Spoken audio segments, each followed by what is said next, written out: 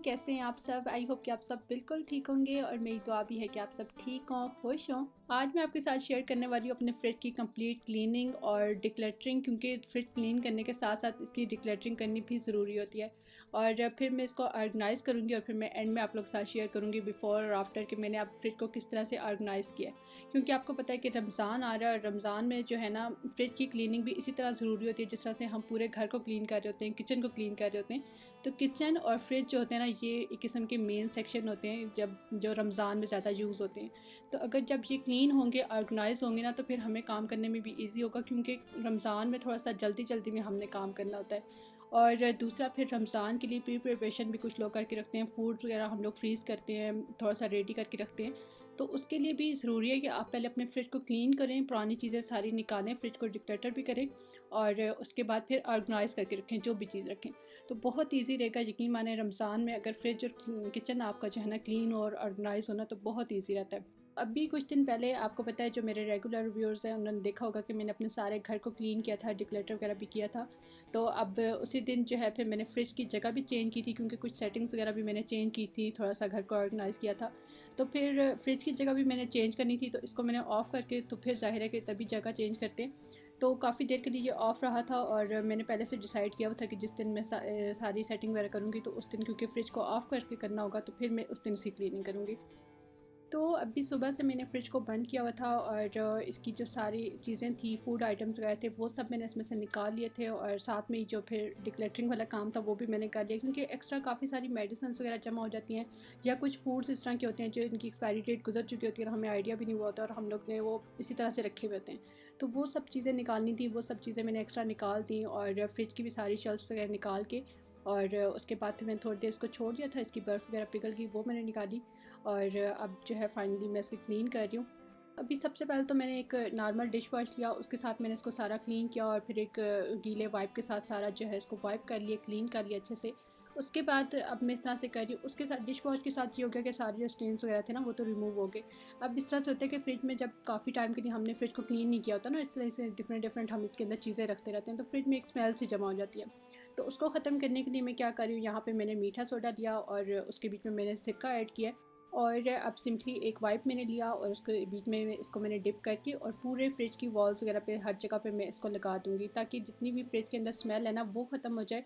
और एक जो है वो अजीब सी फ्रिज के अंदर कूलिंग की वजह से जो है ना, एक स्मेल फ्रिज की अपनी भी होती है, वो भी सारी ख़त्म हो जाएगी और बिल्कुल आपका फ्रिज क्लीन हो जाएगा। और अगर कोई इस तरह के स्टेन्स है ना जो रिमूव नहीं हो रहे, तो वो भी इसके साथ ईज़िली रिमूव हो जाएंगे। अब ये आप पे है कि आप इस तरह से इसको लगा के छोड़ देते हैं, यूज़ करना है आपने तो इस तरह से यूज़ कर लें, नहीं तो अगर आप वाइप करना चाहते हैं तो इसको वाइप भी कर लें। तो मैंने एक दफ़ा लगा के छोड़ दिया था और फिर 5-10 मिनट के बाद मैंने इसको वाइप कर दिया था एक गीले वाइप के साथ अच्छे से। और ये देखें, फ्रिज की ये जो जगह होती है ना, ये जो फ्रिज की डोर की जगह होती है ऊपर वाली, यहाँ पर अक्सर काफ़ी जो है ना गंद वगैरह होता है और इसकी वजह से भी स्मेल आती है फ्रिज में, क्योंकि वो कूलिंग सी रहती है और गीला सा हुआ रहता है। तो इसको मैंने एक वाइप के साथ अच्छे से जो है, अंदर से आप एक पिन ले लें या एक टूथपिक ले लें, उसके साथ अच्छे से जो है ना वाइप के साथ उसको क्लीन कर लें अंदर से।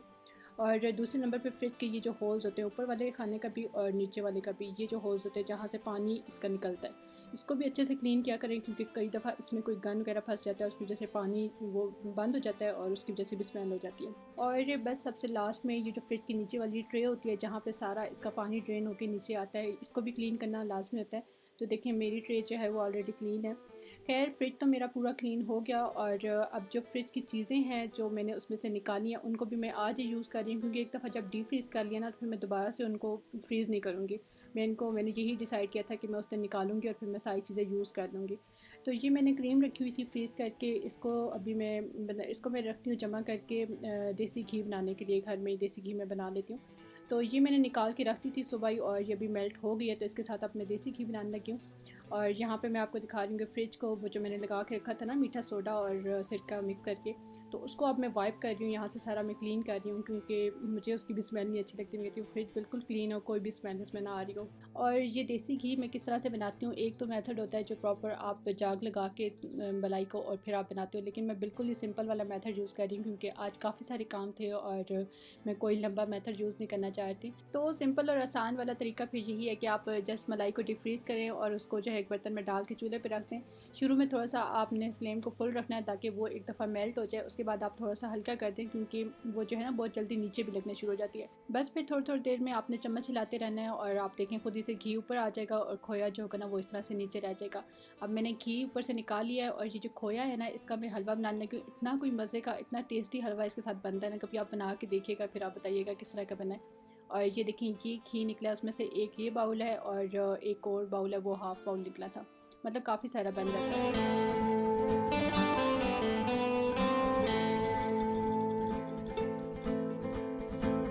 और बर्तन की हालत मैं आपको दिखाऊं देसी घी बनने के बाद बर्तन की क्या हालत हो जाती है। खैर इसको मैं विम पाउडर या लेमन मिल्क पाउडर आप लेके जो ड्राई वाला होता है ना वो इसमें डाल के इसको ओवरनाइट के लिए छोड़ दें और सुबह जो है ना ये इजीली वॉश हो जाएगा, सारा क्लीन हो जाएगा। तो इसको मैं अभी भिगो कर रख दूँगी। और ये जो खोया सा बच जाता है इसका आपने हलवा इस तरह से बनाना है कि आपने अच्छे से देसी घी को निचोड़ लेना है, उसको निकाल लेना है क्योंकि काफ़ी ज़्यादा निकालने के बाद भी ये देखें इसमें कितना जो है ना घी सा रह गया अभी भी। और बस इसको एक पैन में निकाल लें क्योंकि बर्तन की हालत तो आपने देखिए कितनी ख़राब हो जाती है, तो फिर ज़ाहिर है किसी अलग बर्तन में बनाना पड़ेगा। और थोड़ा सा बस इसको मैंने इस तरह से मिक्स किया है। उसके बाद आपने इसमें चीनी ऐड करी थी तो मुझे याद आया कि शक्कर भी तो इसमें ऐड की जा सकती है चीनी की जगह, क्योंकि चीनी मैं इतनी ज़्यादा यूज़ नहीं कर रही आजकल। तो बस फिर मैंने इसमें शक्कर ऐड की ज़्यादा सारी, क्योंकि शक्कर से जो है ना मीठा ज़रा हल्का सही होता है। और मेरी बेटी ने इतने कोई शौक़ से ये खाया, उसको इतने कोई मज़े का लगा, हालांकि वैसे मीठे उसको पसंद नहीं है, वो नहीं खाती। और तकरीबन सारा ये उसी ने खा लिया था, उसको इतना अच्छा लगा था। और तो मैंने सोचा कि अच्छा भी है बच्चों के लिए, वैसे भी देसी घी वाला तो अच्छी बात है कि उसने खा लिया सारा। तो बस 2 मिनट में रेडी हो जाता है हलवा। आप अपनी मर्ज़ी से उसमें चीनी या शक्कर ऐड कर लें और 2 मिनट के लिए उसको पका लें और बहुत ही मज़े का, बहुत ही टेस्टी बनता है। कभी बना के ज़रूर ट्राई कीजिएगा। और यहाँ पर फ्रिज की जो सारी चीज़ें हैं ये भी मैंने साथ साथ वॉश कर ली थी और इनको ड्राई करने के लिए यहाँ पे रख दिया था। और फ्रिज जो है वो ड्राई हो गया था तो अभी मैंने उसको ऑन किया और मैं अब इसमें सारी शेल्फ्स वगैरह वापस लगाने लगी हूँ। लेकिन ऑन करने के बाद अभी 1 घंटे के लिए मैं इसको इसी तरह से छोड़ दूँगी। उसके बाद फिर मैं इसमें सारी चीज़ें वगैरह और मतलब फूड आइटम सब मैं इसमें रखूँगी।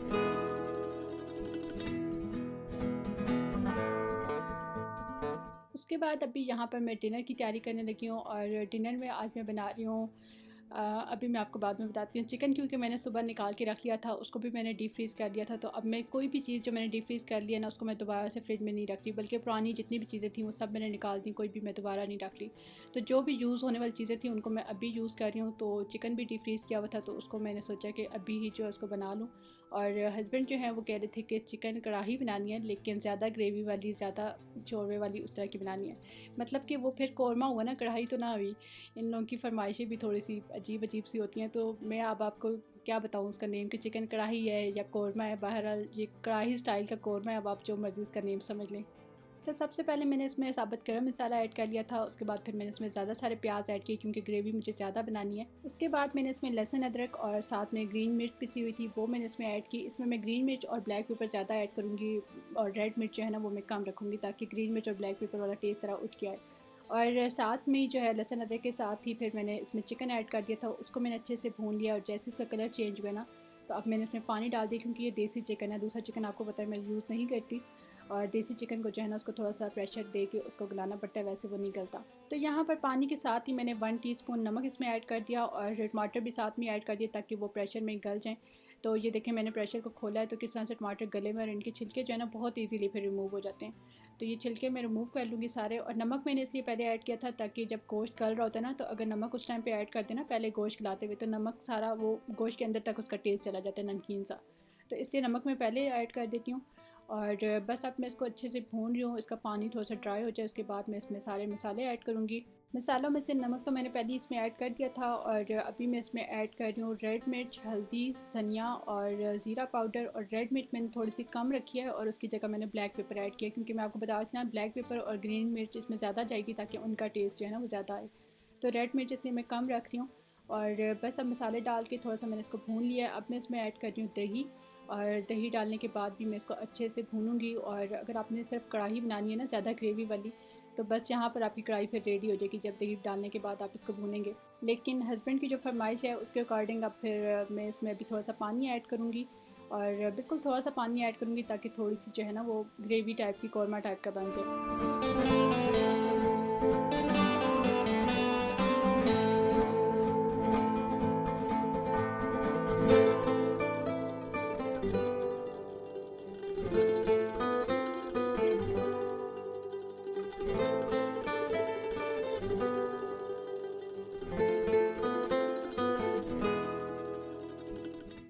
ये कढ़ाई कोरमा जो भी है ये ऑलमोस्ट रेडी हो गया है और अब मैं साथ साथ रोटी बना रही हूँ क्योंकि बहुत ज़्यादा भूख लग रही थी। सुबह से हम लोग काम में लगे हुए थे और रोटी फूली हुई देख के जो है ना मुझे लग रहा था कि ये मेरी भूख की वजह से ही फूल रही है।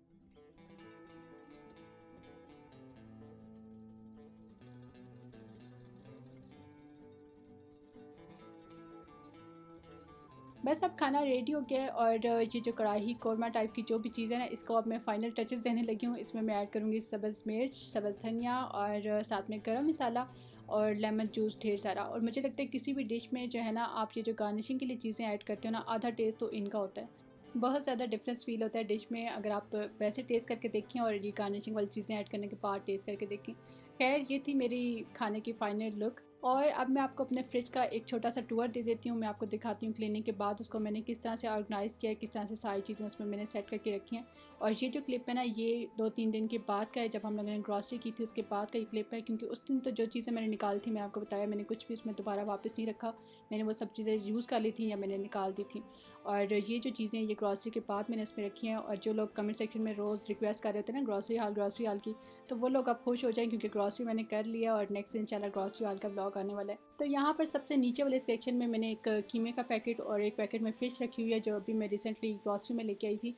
और ऊपर जो है ये बेटी की चॉकलेट्स रखी हुई हैं और ये वो देसी घी है जो मैंने बनाया था।